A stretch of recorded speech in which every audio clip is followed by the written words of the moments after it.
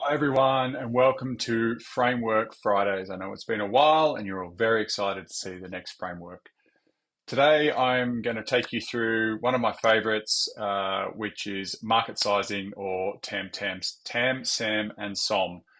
Very common in startup land, maybe a little bit less so in corporate venturing, but equally important, particularly if you are looking to penetrate a new market, create a new proposition, and you really want to get a sense of the viability, at least at a top line level, on one, whether it's an attractive market, two, whether you think there is a genuine section of the market or segment of the market that you can penetrate, and three, how successful you need to be to reach your commercial ambitions by hitting that market, or what's a realistic target that you can hit from a revenue perspective if you do enter that particular market, and in what is your best entry point, whether that's development of a marketplace, which would come with a diluted commission, whether it's owning the proposition where you might have a much greater share of revenue of the addressable market. So TAM, SAM, SOM are three very simple definitions. The first one is called the TAM, or the total addressable market. So really what the TAM is just a complete view of all the dollars that are fighting for the same spend that you're looking to move into. So I'll use an example of, say, fitness centers. So say you wanted to develop a digital fitness proposition and disrupt the existing or the traditional fitness market, which might include gyms, it might include yoga and Pilates studios, it might include existing apps like Hemsworth and all those kind of ones, and local pools and councils as an example. That might be a total addressable market. So what you do is you sum the total size of all of those together using your research, which we're not going to go through today. You define that market, and that becomes your total addressable market. So in this case, we're going to use some sort of rough pretend numbers.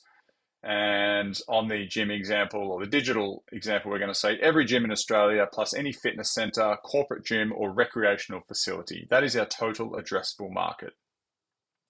And let's say the value of that market is around $3.4 billion as an example. So there we have the first one, our total addressable market. So if you reached 100% market share, you would attain $3.4 billion. The reality is no one has 100% market share. The next one is your serviceable addressable market. So this is going to be a diluted view of that total addressable market. And serviceable means this is the part of the market that you believe is most opportune for you to penetrate. So in this particular example, let's say we've got a digital app and in the fitness space, and we're looking to penetrate specific localities in Australia. So we might be we just want to target New South Wales, Victoria, and Queensland, X% of the population, whatever it might be. Or we just want to target metropolitan cities, or inner city, or suburban, or whatever it might be. You define who your proposition is for and what you're trying to do with that. So in this case, let's say it's gyms in urban areas with the infrastructure to use our app. So if it's a digital solution that needs to integrate with gym technology, let's just say that's our serviceable addressable market at this point. And let's say that represents $800 million, which is X% of the total addressable market. So your serviceable addressable market is always going to be smaller than your total addressable market because it is part of the spend that makes up that total addressable market. And finally, you have your serviceable obtainable market. And this is where the rubber hits the road. Sometimes it gets a bit finger in the air, but this is when you start overlaying more and more assumptions in. And it's really around what market share do you believe you can obtain of that serviceable addressable market, either realistically, or what do you need to hit, what needs to be true for you to be able to hit your revenue goals or your viability goals, whatever success measures have been determined. This one is where it really gets interesting. If, say, for example, you wanted to penetrate 5% of this market, which you might think is realistic in your first 5 years of existence, then you might go, okay, well, let's go. Our obtainable market share within 5 years as a new entrant is 5%, which as a figure of $800 million is $40 million. Now, what you can also do is do the reverse of that, is you can go, okay, if you've got key success measures that say we need $50 million ventures for everything that we're pursuing, you could go, okay, $50 million is your starting figure.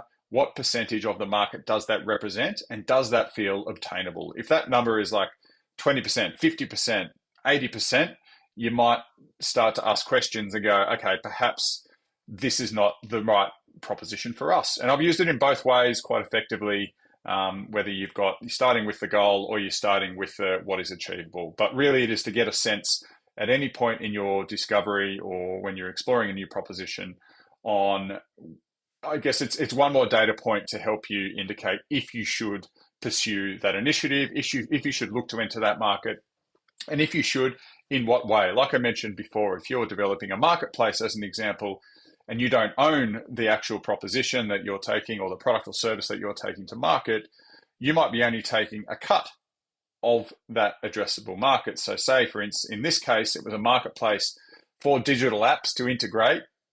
Your serviceable addressable market might be the $40 million because that is 5% of the total market. And you might only go, I'm going to get 10% market share of that. So you're down to $4 million suddenly. And if your success measure is we need a $10 million proposition, you might start to ask questions or think about how you could achieve that 10% or change the proposition to obtain more revenue. So that is the TAM, SAM, and SOM. There's a lot of T's, a lot of M's, and A's, and O's. One hot tip is I've got down the bottom here is section for sources and assumptions. So make sure you always complete your sources so that people can always draw back and go, where did you get, when you get questioned on the numbers, which you always do, make sure you'll have a really strong view and you can articulate the numbers really clearly, and your assumptions as well. So if you've made assumptions around exchange rates, around growth rates, anything that is basically that is not a hard number or a hard fact that's been presented in your research, make sure that's documented as an assumption. So there you have it, TAM, SAM, SOM. We do have these blank canvases available to download for free from our website. I'll drop a link in the post, and I look forward to seeing you next time. Bye.